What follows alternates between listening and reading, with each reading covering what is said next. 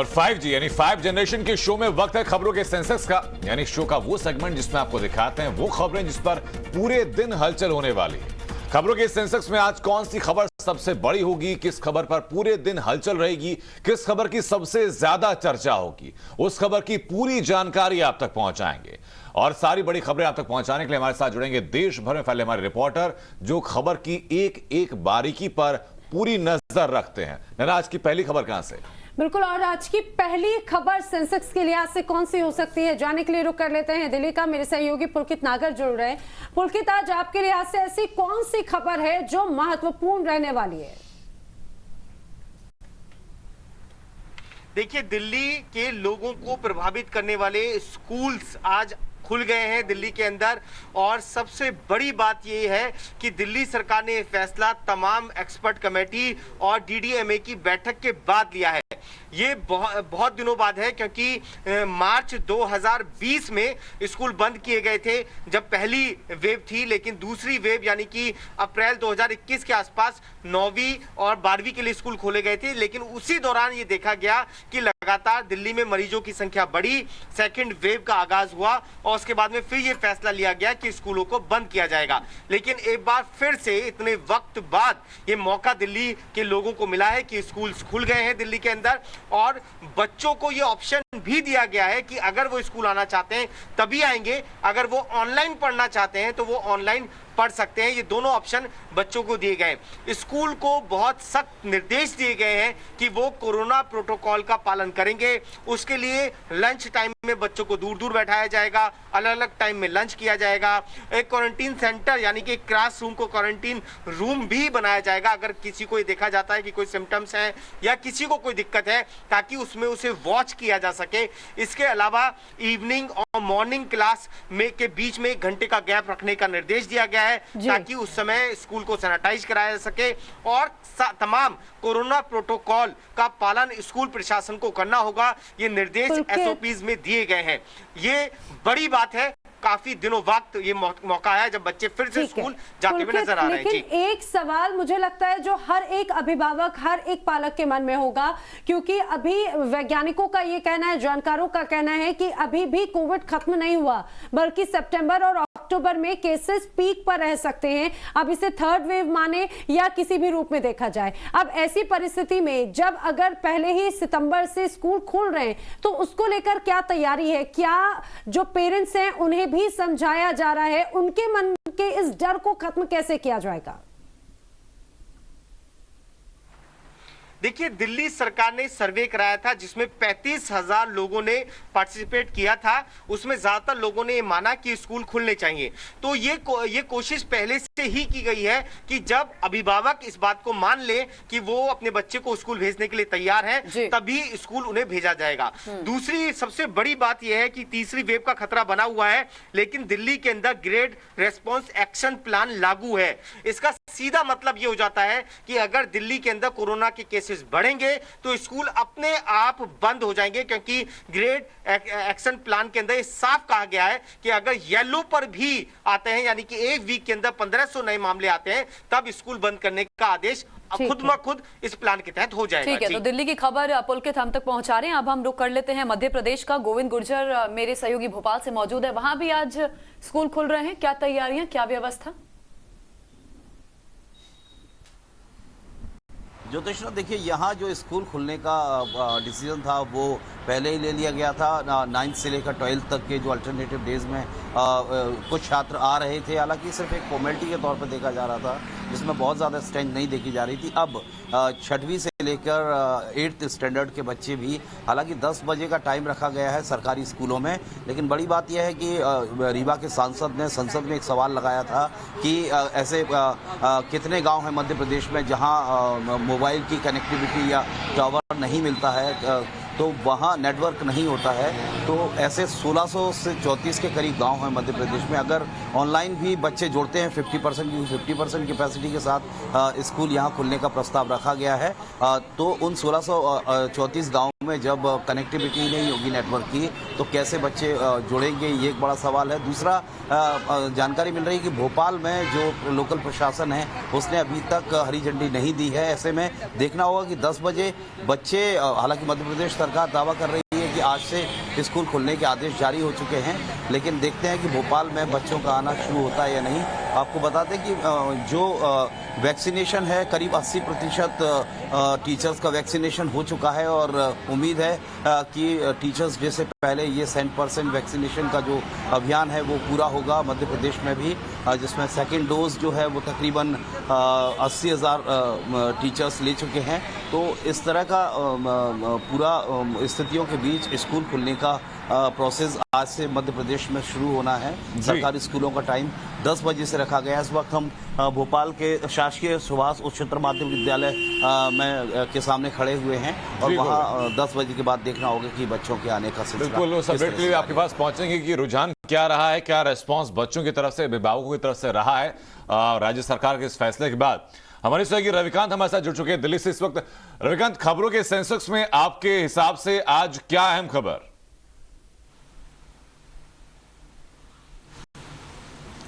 देखिए अनंत, खबरों के सेंसेक्स में आज सबसे बड़ी खबर तालिबान को लेकर है। कल भारत ने औपचारिक रूप से तालिबान के रिक्वेस्ट पर उनसे बातचीत की और उस बातचीत के बाद से ही जो विपक्ष है वो सरकार के ऊपर हमलावर है। विपक्ष का ये आरोप है कि उन लोगों से जिनसे वो खफा थे आज चले हैं उनसे वफा करने के लिए। यानी जिस तालिबान के नाम पर भारत को डराया जाता था कि ये आतंकी संगठन है, इनसे हम किसी भी प्रकार की कोई बातचीत नहीं करेंगे, कल विदेश मंत्रालय ने पहली बार बातचीत की तालिबान के रिक्वेस्ट पर।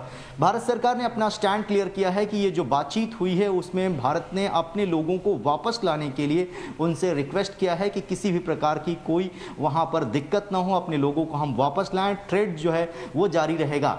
लेकिन विपक्ष ये सवाल पूछ रहा है कि आखिरकार भारत का आधिकारिक स्टैंड क्या है? क्या तालिबान को मान्यता देने की तरफ भारत सरकार अग्रसर है? दूसरी तरफ भारत सरकार ने ऑल पॉलिटिकल पार्टियों की मीटिंग बुलाई थी, उसमें ये कहा कि हम परिस्थितियों का आकलन कर रहे हैं, वेट एंड वॉच की स्थिति में हैं। लेकिन ऑल ऑफ सडन जैसे ही अमेरिकन फोर्सेस वहां से बाहर जाती हैं 31 अगस्त को, भारत अगले ही दिन तालिबान से बातचीत करता है। ऐसे में जो विपक्षी पार्टियां हैं उनके मन में बहुत सारे सवाल हैं और इन्हीं सवालों को लेकर जो विपक्ष है वो सरकार के ऊपर हमलावर है। असदुद्दीन ओवैसी ने कल एक ट्वीट करके कहा कि भारतीय जनता पार्टी के जो तमाम बड़े नेता हैं, सीटी रवि महासचिव हैं, उन्होंने कहा कि उनकी पार्टी तालिबान है। तो क्या तालिबान को बैन करने की हिम्मत बीजेपी और उसकी सरकार में है या उनको यूएपीए के अंडर वो डाल सकते हैं कि वे टेररिस्ट ऑर्गेनाइजेशन है? तो इस तरीके की धमकियां विपक्ष की तरफ से सरकार को मिल रही हैं। बड़ा डेवलपमेंट यह है कि भारत सरकार ने अनऑफिशियली पहली बार कतर में तालिबान से बातचीत की है, अपना स्टैंड रखा है। लेकिन भारत सरकार का यह कहना है कि यह बातचीत भी तालिबान के रिक्वेस्ट पर किया गया है, भारत की तरफ से कोई ऐसा आग्रह उनसे बातचीत के लिए नहीं किया गया। लेकिन आने वाले दिनों में तालिबान के साथ भारत के रिश्ते कैसे होंगे ये बहुत रविकांत, इस बातचीत का आउटकम क्या रहा? इस बातचीत का आउटकम क्या रहा? क्या प्रस्ताव तालिबान की तरफ से था और भारत का रिएक्शन क्या रहा उस पर? देखिए, तालिबान ये चाहता है कि भारत के साथ उसके मधुर संबंध रहें, जो ट्रेड है वो भारत के साथ चलता रहे, क्योंकि तालिबान को पता है कि अगर पूरी दुनिया उसको मान्यता देती है तो उसमें भारत की भूमिका बहुत अहम होगी और पूरे देश को चलाने के लिए जो इन्वेस्टमेंट भारत की तरफ से किया गया है, अगर भारत उन तमाम चीज़ों को रोक देता है तो तालिबान के लिए आर्थिक रूप से बड़ा संकट खड़ा हो जाएगा। दूसरी तरफ भारत ने जो बातें तालिबान को कही हैं उसमें यही है कि आप अपनी जमीन का इस्तेमाल आतंकवाद के लिए नहीं करेंगे, खासतौर पर भारत विरोधी गतिविधियों के लिए हम किसी भी प्रकार से तालिबान का इस्तेमाल होते हुए नहीं देखना चाहते हैं। और जो हमारे लोग अभी भी अफगानिस्तान में फंसे हुए हैं उनको निकालने में तालिबान मदद करे। बिल्कुल, ये प्राथमिकता शुरुआत से ही रही है सरकार की। आप बने रहिए रविकांत हमारे साथ। प्रदीप दत्ता का हम रुख करेंगे। प्रदीप, आपके लिहाज से आज की सबसे बड़ी खबर क्या रहने वाली है? देखिए, दुनिया भर की नजर पिछले कुछ दिनों से अफगानिस्तान पे है और अफगानिस्तान से ही खबर है। खबर यह है कि पहली बार जब से विड्रॉल हुआ है अमेरिकन ट्रूप्स का, राष्ट्रपति जो बाइडेन ने देश को संबोधित करते हुए अपने एक डिसीजन को डिफेंड किया और उन्होंने इस डिसीजन को कहा कि एक सही कदम लिया गया, क्योंकि बहुत सारा क्रिटिसिज्म हो रहा था उनका पिछले कुछ दिनों से। लोग कह रहे थे कि आपने जो ये डिसीजन लिया उसकी वजह से काफी सिक्योरिटी रेमिफिकेशन देखी जा रही है, क्योंकि देखा गया कि किस तरीके से आतंकवादी संगठन एक साथ रिग्रुप हो रहे हैं, इकट्ठे हो रहे हैं और उनको एक बल मिल रहा है, जिसकी वजह से जो आने वाले दिनों में अफगानिस्तान जो है एक आतंकवादी अड्डा बन जाएगा, एक ग्लोबल जिहाद का अड्डा बन सकता है। तो उसकी वजह से काफी क्रिटिसिज्म था, तो उन्होंने देश को संबोधित करते हुए अपने उस डिसीजन को वाइज बताया। और दूसरी तरफ उन्होंने ब्लेम किया है अफगान आर्मी को। उन्होंने कहा कि 2 दशक से हम उन्हें ट्रेनिंग प्रोवाइड करते रहे, हमें लगा कि ये काफी तरीके से तालिबान को रोक सकेंगे, लेकिन जिसमें वो सक्षम नहीं थे और हमारी ये गलती थी कि हमें ये समझ में नहीं आया कि ये ऐसा नहीं कर पाएंगे। तो हमारा ये जो डिसीजन था, जो हमारी सोच थी, इनएक्यूरेट थी। और तीसरा उन्होंने कहा कि हम जो संघर्ष करते रहेंगे मानव अधिकारों के लिए, चाहे जो बच्चे हैं या औरतें हैं जो अफगानिस्तान में रह रहे हैं, उनके लिए संघर्ष करते रहेंगे और अफगानिस्तान में लोगों की मदद हम करते रहेंगे। और दूसरी ओर एक और चीज देखी गई है कि पिछले जो हमारा सबसे बड़ा जो खतरा लग रहा था, जैसे कि रेडिकल इस्लामिस्ट ऑर्गेनाइजेशन एक साथ इकट्ठी हो रही है, जिहादी ऑर्गेनाइजेशन को बल मिल रहा है। अलकायदा की तरफ से भी एक बयान और एक स्टेटमेंट आई है, जिसमें उन्होंने एक तो मुबारकबाद दी है तालिबान को जीतने के लिए, क्योंकि एक कैलिफेट ब्रिगेड बनती हुई नजर आ रही है। और दूसरी तरफ उन्होंने ये कहा है कि अब हमें कश्मीर, यमन और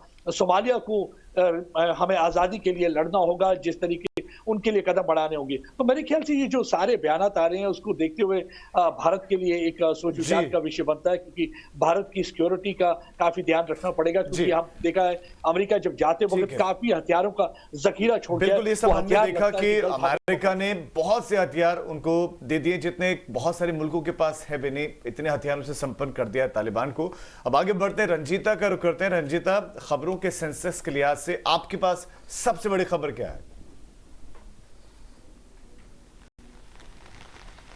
राजीव, देखिए, कांग्रेस के जो पंजाब जनरल सेक्रेटरी इंचार्ज है हरीश रावत, वो पंजाब पहुंचे। कल शाम वो पंजाब पहुंचे और उसके बाद ये कोशिश की जा रही थी कि जो अंदरूनी कलह है, चाहे वो नवजोत सिंह सिद्धू का खेमा हो या फिर मुख्यमंत्री कैप्टन अमरिंदर सिंह का, ये बताया जा रहा था कि उसको खत्म करने के लिए हरीश रावत वहां पहुंचे हैं। लेकिन हरीश रावत वहां पहुंचकर एक ऐसा बयान दे देते हैं जिसके बाद विवाद अब हरीश रावत के साथ जुड़ गया है। बयान ये कि जब नवजोत सिंह सिद्धू और जो कार्यकारी अध्यक्ष हैं उनके साथ हरीश रावत की मुलाकात होती है, उसके बाद हरीश रावत मीडिया में आकर बयान देते हैं और उस बयान के दौरान वो ये कहते हैं कि नवजोत सिंह सिद्धू से मेरी मुलाकात हुई है और उनके पंच प्यारे जो हैं उनसे मैंने बातचीत की है। पंच प्यारे अमूमन सिखिज्म को लेकर जोड़ा जाता है और जो ये धर्म है उसके दौरान पंच प्यारे का जिक्र या उस नाम का संबोधन करना गलत है, जिसके बाद अकाली जो मुख्य विपक्षी पार्टी है पंजाब में, वो कांग्रेस पर आक्रामक है, लगातार हरीश रावत के खिलाफ बयान दे रही है और उनका कहना है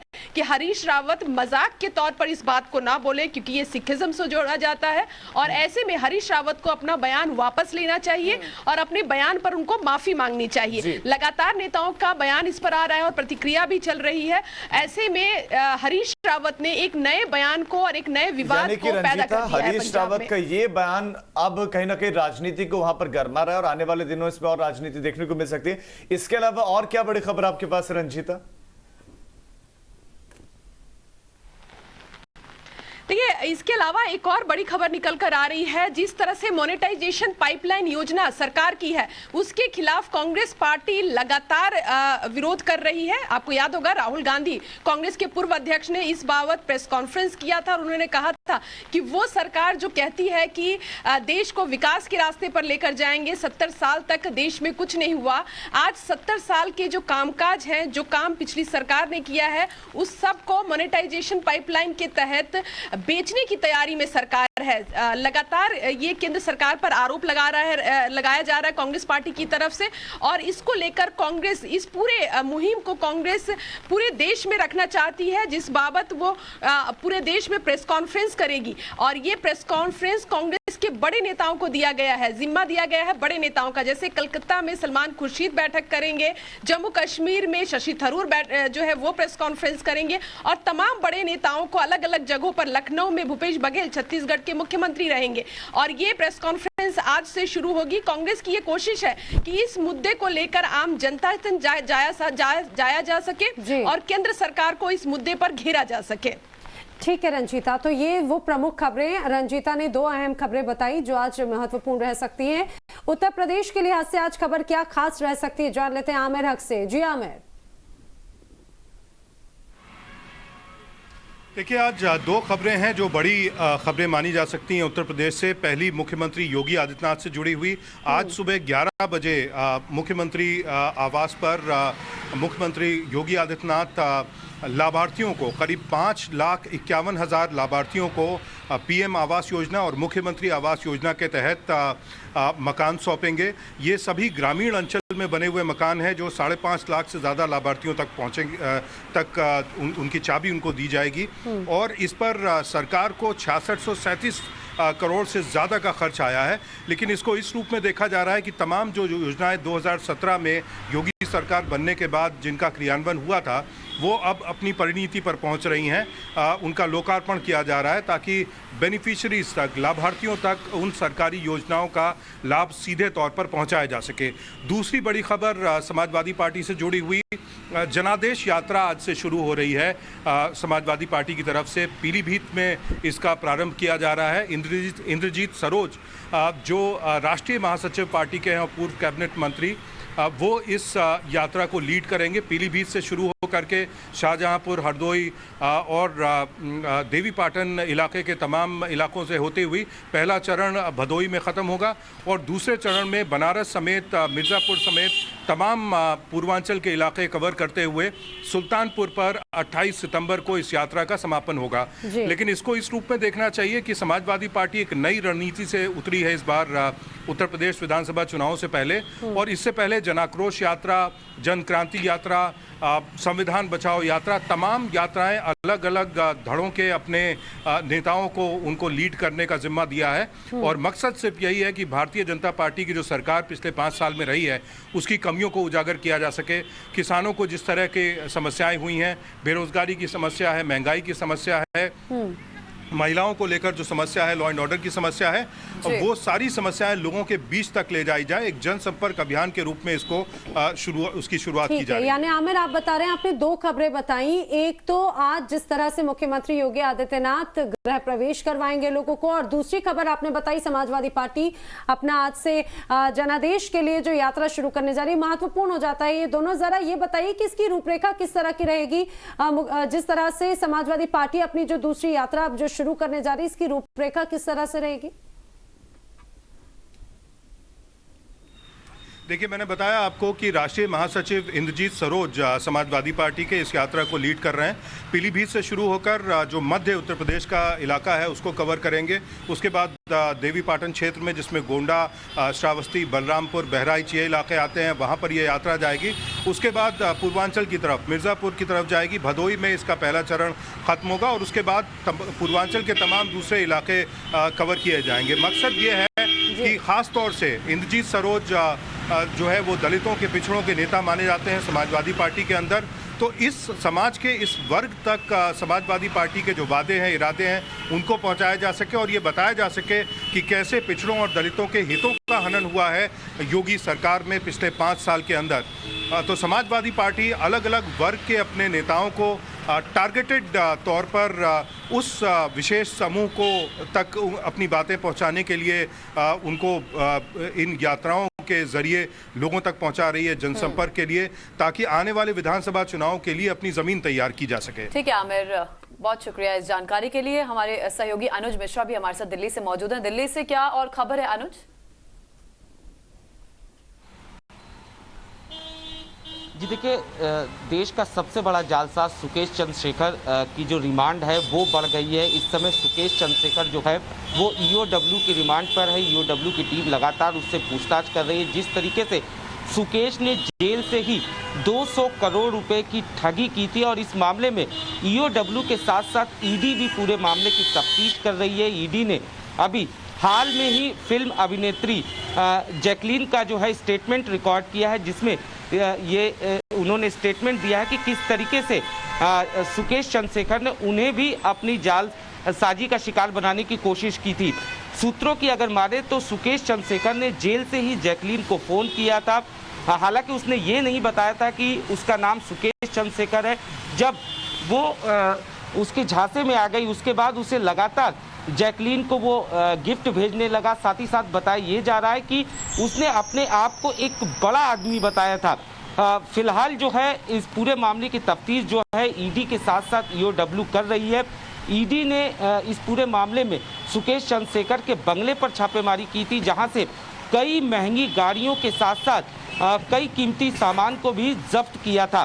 साथ ही साथ इस पूरे मामले में सुकेश की जो कथित पत्नी है लीना पॉल, उनसे भी ईडी ने पूछताछ की थी। अब ईओडब्ल्यू भी उससे पूछताछ करने की तैयारी कर रहा है। यानी साफ तौर पर ईओडब्ल्यू जिस तरीके से इस पूरे मामले की तफ्तीश कर रही है, साथ ही साथ ईडी कर रही है, ऐसे में ये कई और नाम इसमें सामने आ सकते हैं। और ये ईओडब्ल्यू का साफ तौर पे यही कहना है कि इसने कई और फिल्म अभिनेत्रियों को अपने झांसे में लिया है। जी बिल्कुल, बने हुए हमारे साथ हमारी सहयोगी श्रेयसी हमारे साथ लगातार बनी हुई हैं। श्रेयसी, मुंबई से क्या अपडेट है इस वक्त की खबरों के सेंसस को लेकर? देखिए, कलकत्ता में जो है आज ईडी का सम्मन आया था अभिषेक बैनर्जी की पत्नी रुजिरा बैनर्जी के लिए। ये है कोल स्कैम रिलेटेड मैटर पे, बट जो हमें पता चल रहे सूत्रों के अनुसार वो नहीं जाने वाली है आज दिल्ली। लेकिन 6 तारीख को जब अभिषेक बैनर्जी को समन किया गया है इन्फोर्समेंट डायरेक्टरेट के पास से, वो जाने वाले हैं, वो सहयोग करने वाले हैं इन्फोर्समेंट डायरेक्टरेट के। पहले ही तृणमूल कांग्रेस ने बोल दिया है कि ईडी और सीबीआई जो है सेंटर की थ्रू ऑपोजिशन पार्टीज को टारगेट किया जा रहा है। लेकिन इस बारे में रुजिरा दत्ता ने बोला है कि एक और उन्हें समय दिया जाए ईडी के सामने मौजूद होने के लिए। बट आज जो हम लोग कंफर्म कर सकते हैं कि रुजिरा बैनर्जी नहीं जाने वाली है ईडी समन के लिए दिल्ली आज। जी बिल्कुल, शुक्रिया आपका श्रेयसी हम तक जुड़ने के लिए और ये जानकारी पहुंचाने के लिए। तमाम रिपोर्टर्स ने वो तमाम अपडेट्स आप तक पहुंचाए जो खबरों में आज रहने वाली हैं, जो जानना आपके लिए बेहद जरूरी है। अब आपको खबरों का क्रम दिखाते हैं कि खबरों के सेंसेक्स से पहले खबरों का क्रम क्या था और खबरों के सेंसेक्स में खबरों की एक एक बारीकी दिखाने के बाद खबरों का क्रम क्या रह गया। तो देखिए, सबसे पहली खबर, दिल्ली में किस तरीके से स्कूल अब खुल गए हैं। तालिबान से वार्ता पर विपक्ष का कड़ा रुख, ये भी एक अहम खबर रह सकती है। बिल्कुल, मॉनिटाइजेशन पॉलिसीज का विरोध शुरू हो गया है। राहुल गांधी ने ट्वीट करें, देखिए old rank new rank, new rank में भी बदलाव होगा। ओल्ड रैंक क्या है, खबरों का क्रम क्या है, ये आपके सामने है। लेकिन जो बदलाव होगा, बदलाव आपके सामने ये है, बदला हुआ क्रम। तालिबान की नई सरकार बनने की जो कवायद है वो शुरू हो गई और तालिबान के साथ बातचीत पर विपक्ष सवाल उठा रहा है। जी हाँ, ये वो तमाम खबरें जो टाइम्स ऑफ भारत ने आपको बताई और उसके अनुसार आज खबरों का ये क्रम रहने वाला है। ये वो तमाम प्रमुख खबरें जिन पर आज दिन भर नजर रहेगी और हर खबर पर अपडेट आप पा सकेंगे टाइम्स ऑफ भारत पर।